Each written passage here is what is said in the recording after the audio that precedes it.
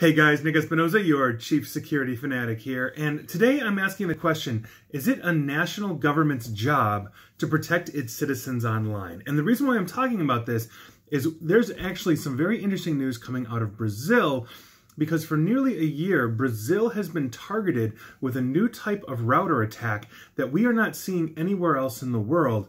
And I think this is absolutely fascinating. Now, these attacks in Brazil started last summer, and basically a group of cyber criminals had infected about 100,000 home routers in Brazil and modified their DNS settings. The DNS is what resolves internet IP addresses to the actual word. So in other words, when you type in like Google, your DNS actually matches Google with the actual IP address of the internet. Now, the modification that they made was actually redirecting infected users basically to clone sites specifically of Brazilian banks. So in other words, if you had an infected router and you went to, Banco de Brazil, whatever it is, you'd actually get routed to a malicious site, log in with your credentials, and then the hackers would be able to steal your credentials as well. So here's the thing.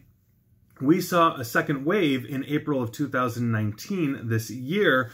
Basically, an intel firm was actually able to track this, and the hackers had basically made a resurgence and started targeting D-Link routers, those that were issued and supplied by Brazilian internet service providers. And if you recall, I did a video on D-Link, basically settling an FTC charge in the United States for basically having almost no security control whatsoever. But here's the thing, these attacks haven't stopped, and according to Intel's research, into the first half of 2009, an additional 180,000 Brazilian routers were hit, and now the modifications are not just looking at banks, they're going after things like Google account, Netflix accounts, PayPal, and other stuff like that. So this is a very serious issue, but I think it opens up the question of what is the government's responsibility here? Now, we know governments are typically here to protect the citizens, whether it's, security of the borders, a military, police and law enforcement at the local level, investigative services and all of this. And there's no doubt that Brazilian authorities are looking into this, but I think this opens up a bigger question, because what if this isn't actually a group of cyber criminals? What if it's another government?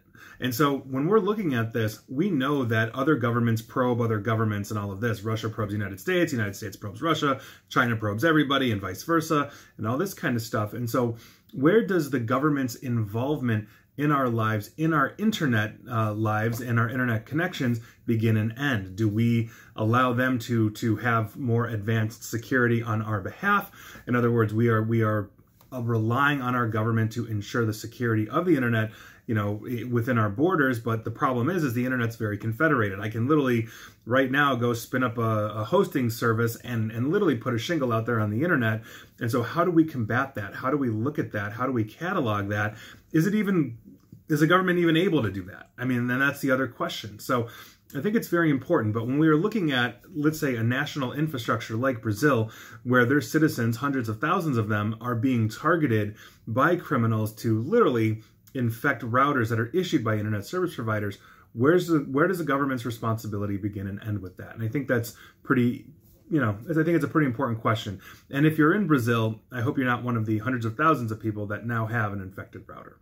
And please like, share, follow me here on Facebook and Twitter at NickAESP. And as always, stay safe and stay online. Thanks, guys.